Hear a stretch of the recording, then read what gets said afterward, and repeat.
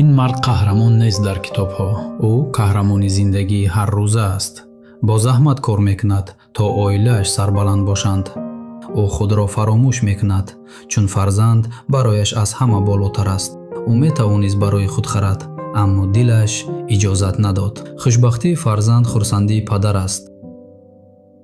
падар на танҳо нон медиҳад, ӯ роҳ нишон медиҳад. падар чун шам месӯзад то фарзанд донишманду барои миллат шахси тавоно шавад. қадамҳои хурд ба сӯи ояндаи бузург.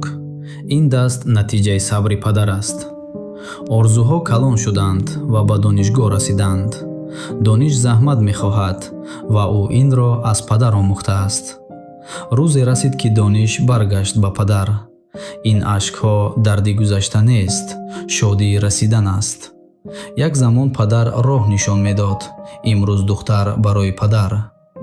ҷаннат зери пои модар аст, аммо роҳи он аз заҳмати падар мегузарад.